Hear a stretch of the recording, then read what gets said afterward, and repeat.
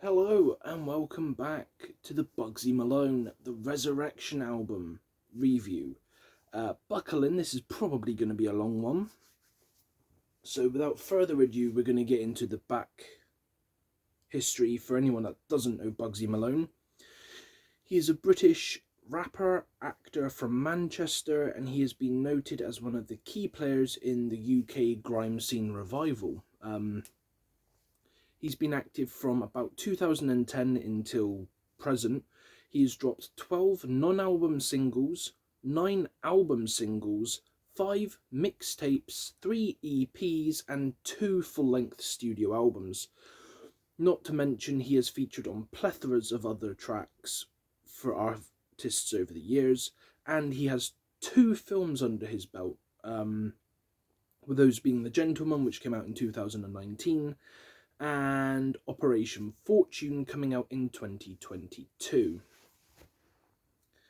And this album that we're looking at, The Resurrection, came after a near-fatal car crash that he luckily survived, and a blood clot that almost killed him as well, which will be talked about a little bit on this album. With all of this out of the way, let us move on to the album with track number 1, The Resurrection, 5 minutes 16 seconds. So, Bugzy opens up the album with a heartfelt, soul-searching, emotional-filled track. It's got a slow, somber beat that fits with Bugzy's delivery on the track, and with the intro alone starting the story when he says, it's Bugs. And see, I would have wrote this down and posted it through everyone's doors and that, but I don't know where everybody lives anymore, so hopefully you hear this. Sorry. Before we move on to verse 1, where we see him ponder over, still struggling with his anger and even darker topics like the loss of someone to cancer. He even touches on someone facing trauma through molestation, and it's safe to say it's just a very packed, heavy verse to kick it off after the chorus. Well, not even the chorus, the opener. The chorus then actually sees Bugs talking to his mum and asking if she loves him, and if she does, asking her to overcome her addictions, and if she trusts him, and if so, saying that if she loves and trusts him and believes in him overcoming his problems, she can do the same thing. And he wants some closure there between the two of them. And he goes on to talk about his strained relationship with his dad as well, with lines such as, "I don't call him dad. I never call him. That's what he deserves. And I would have him in my life, but clowns belong to the circus." Sorry, I scribbled out a little bit and I got confused. It was him that told me you were on drugs, and I remember it clearly because it was the first time I'd shot a gun. And then we get the chorus again and an outro to bring the track to a close, and super solid opening track. Very, very good decision to have that one be the full on, this is the album, buckle the fuck in.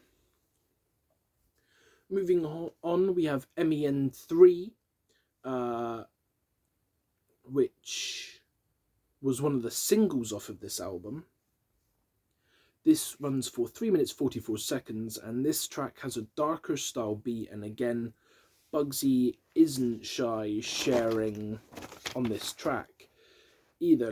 He talks about how the nurses told him he was lucky to be alive after his crash, and then he goes in on this track to talk a bit more about how, he suffered with his blood clot and how that also almost killed him, and how it left a pain in his chest because of what it had done and stuff like that. And in verse 1, he discusses his mum selling herself, his court case for people trying to break in and him beating the shit out of them to protect his family. He even mentions on here something I didn't know, which sounds like he has attempted suicide before, and other injuries, like, from the crash, the symptoms, the clot again. And he even talks about the papers talking about him, which this ties into the MEN title, because in this case it apparently stands for Manchester Evening News.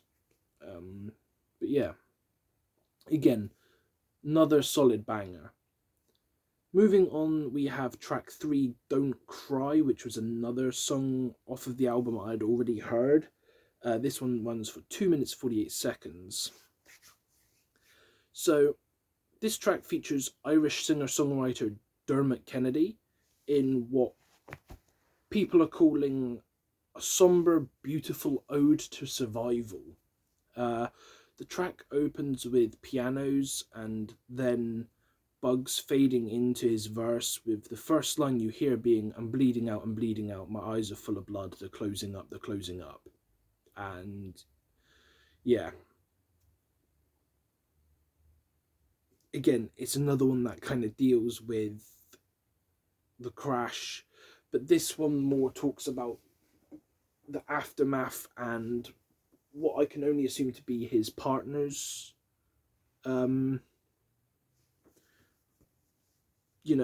trying to deal with it, because he's saying about how he's telling her to, like, not cry, be a soldier, sort of stuff like this. But it could also be seen like, I saw one person saying, when in an analysis of the pre-chorus, that it could be Bugs telling himself not to cry. So who knows? But he does say in the pre-chorus as well that he's not ready to die yet, which also then leads into the actual chorus, which personally I love, with lines like, night, night to my enemies, didn't think I would survive my injuries, didn't think the Almighty would intervene. Being sung by Dermot, and it really stands out, yet also fits in simultaneously, which I like. And I also really like Bugzy doing a sort of sung verse near the end before Dermot wraps up the song nicely, and he has his own final bit.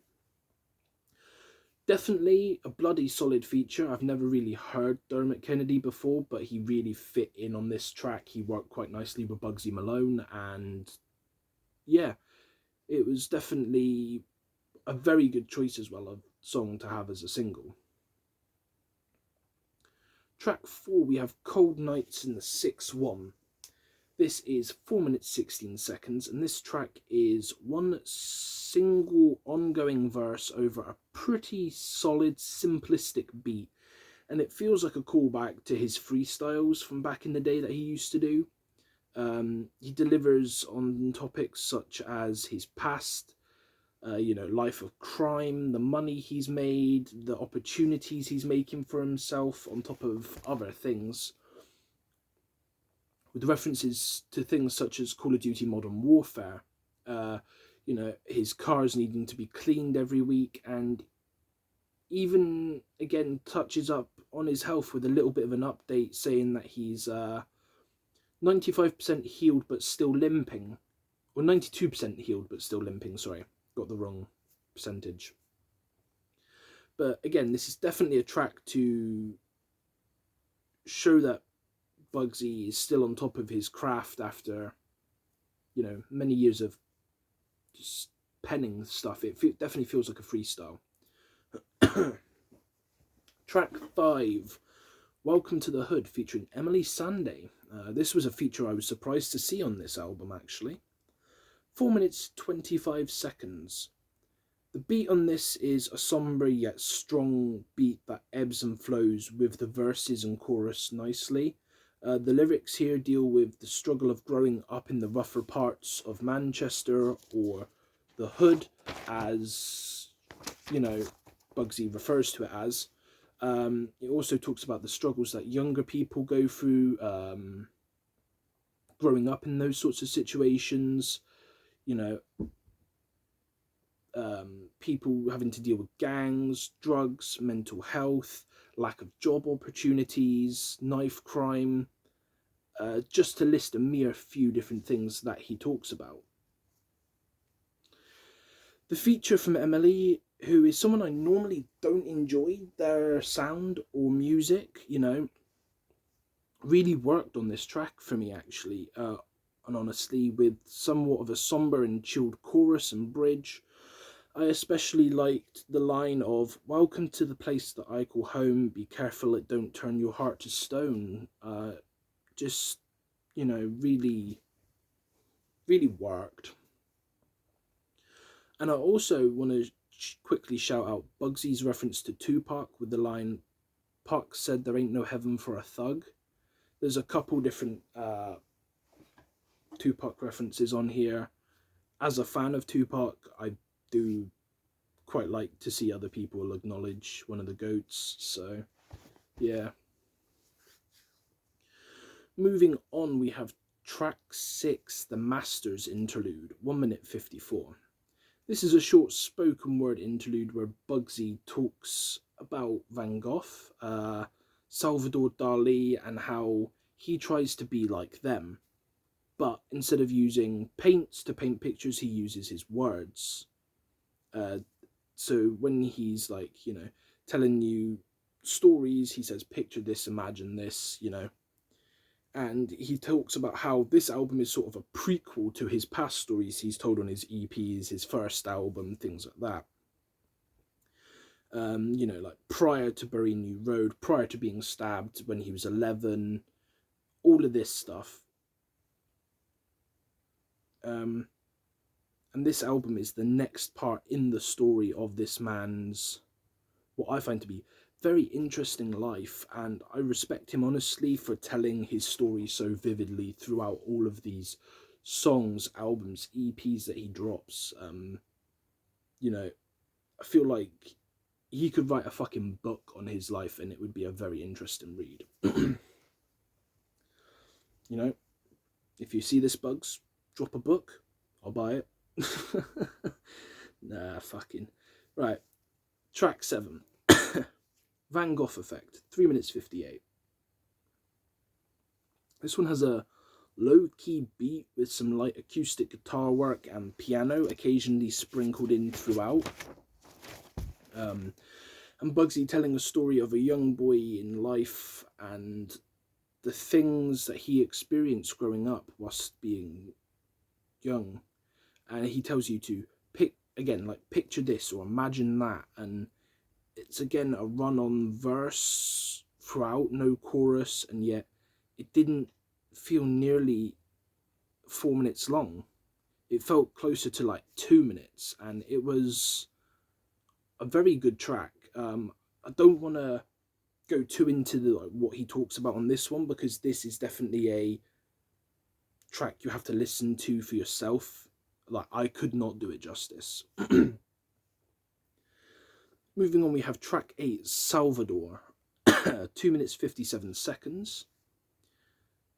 This one has a solid grime beat with decent bass and softer sounds to complement the other parts of the track.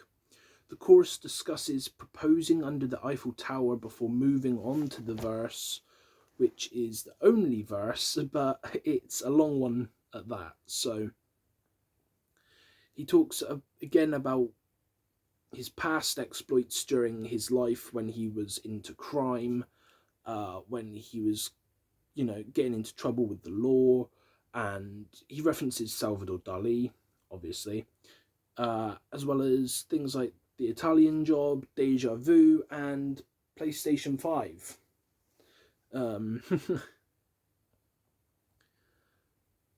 And again, I feel like this is another one you would have to listen to yourself. Like, I don't think I could do it justice, like, describing the beat or how he delivers it on this one, because it is different to his other tracks. Moving on, we have track 9, Ride Out, 3 minutes 15. This has an interesting hummed bit before the beat properly kicks in, with the bass and all that good shit.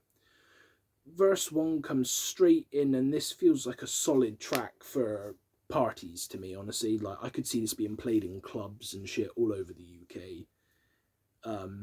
With lines like, bottles start popping and batties start dropping.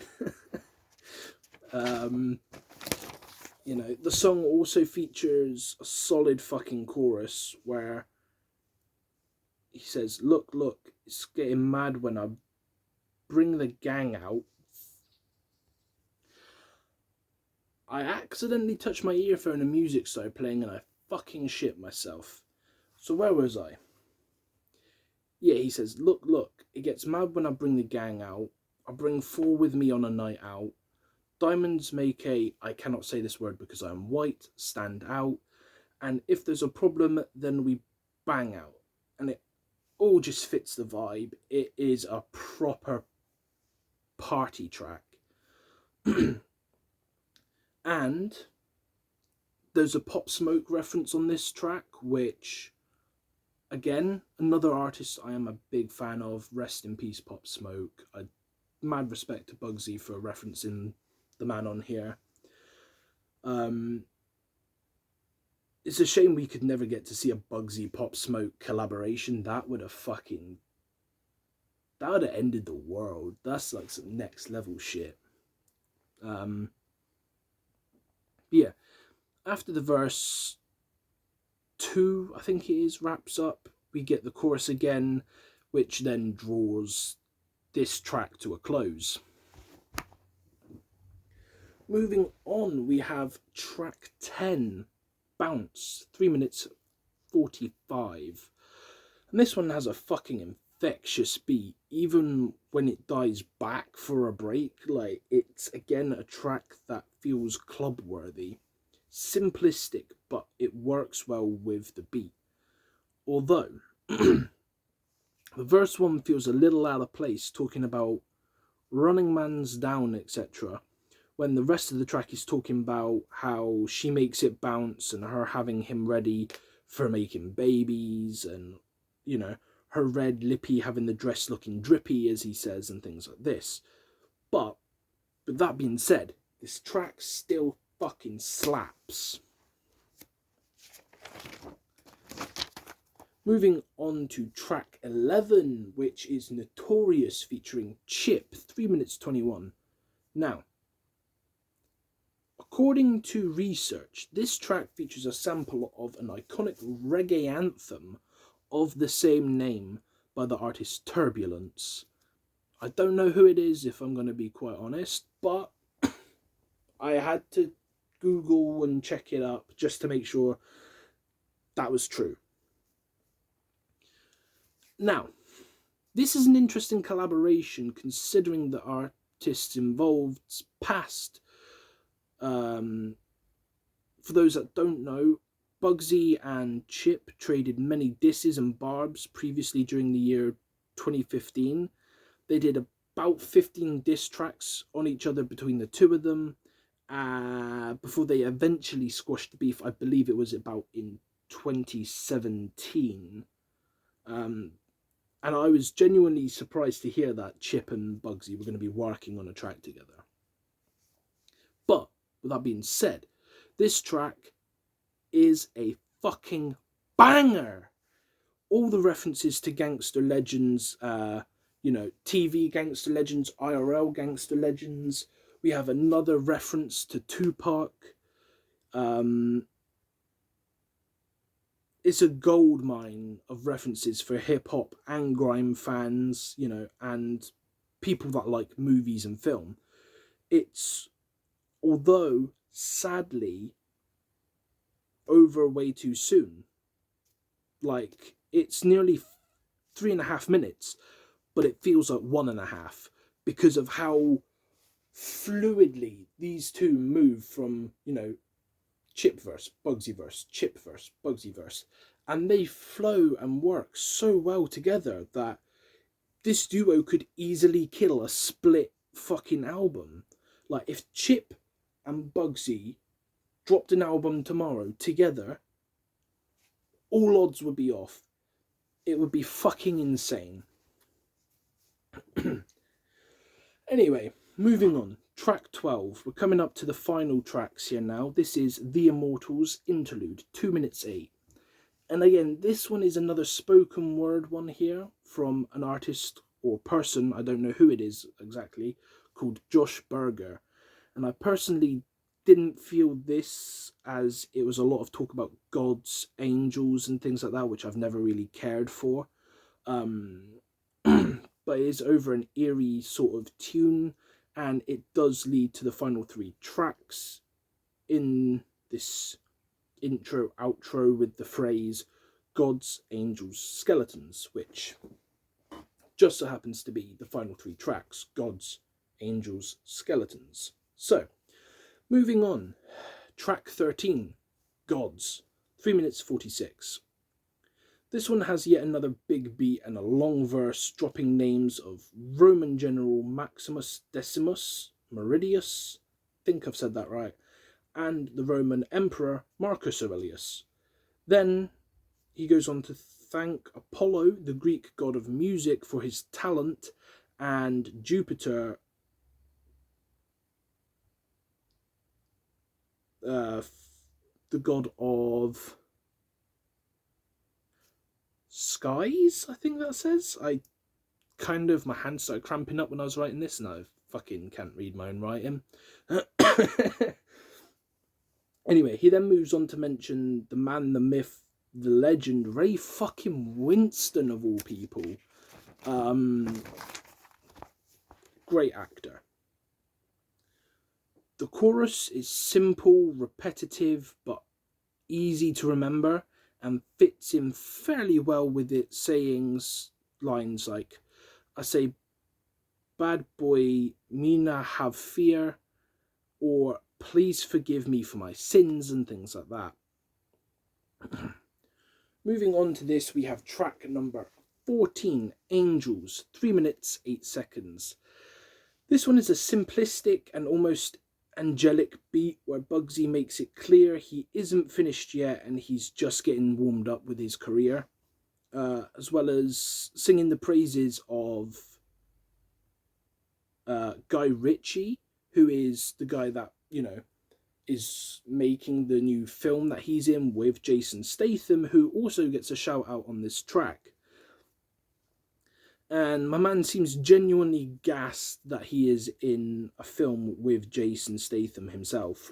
And he even mentions how Guy messaged to check in on him after he heard about the crash, which props to Guy Ritchie for doing that. Not many directors would reach out to someone that's featured on one film and be like, fucking hell, I heard you're in a crash, are you alright, mate?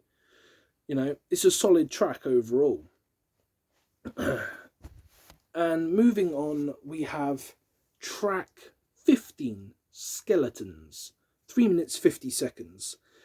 The final track on this album here, with a solid bassy beat, and again, the man going in.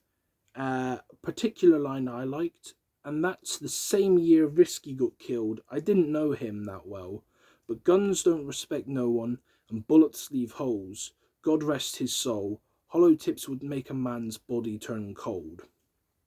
I like that this is in there for the mere fact that guns aren't that common in the UK, where Bugsy's from, and I'm from, to be fair, but seemingly in Bugsy's past, in the drugs, crime, things like that, they seem to be semi-common, because Bugsy's referenced people at least carrying or being shot by arms or armed people a couple of times now.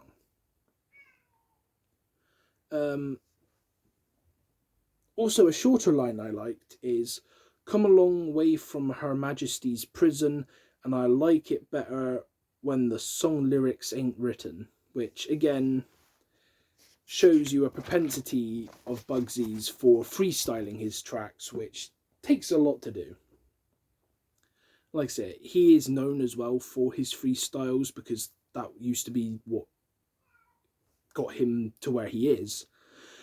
We then get the outro where Bugzy talks on the track quickly, where he shouts out his mum and he hopes he hasn't upset her with some of the stuff that he has said on this record, and he talks about her coming into him in the interview room when he faced attempted murder charges.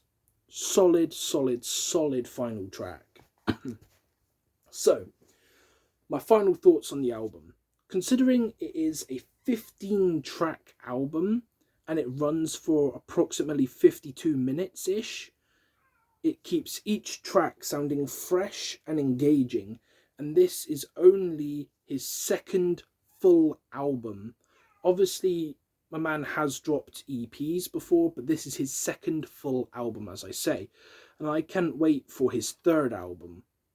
Obviously, we don't know when it will be, but I am already looking forward to it, because Bugzy never misses. Like, he is yet to drop a shit song. And I really do think people should check this out. If you like hip-hop, if you like grime, if you like trap, all of that sort of shit, you should check this out. It is a solid 10 out of 10 in my opinion. And my top tracks, so if you want to get a feel for this album, I've chosen 4 that will sum this album up nicely. Number 1, Don't Cry. Number 2, Notorious featuring Chip. Number 3, Welcome to the Hood featuring Emily Sandé. Number 4, Ride Out. And a special mention to the opening track, The Resurrection, because that has to be an honourable mention. I struggled to not put that on here. With that being said, I will see you in the next video, which will be 6 Song Roundup Part 7, I believe. So I will love you and leave you. Farewell.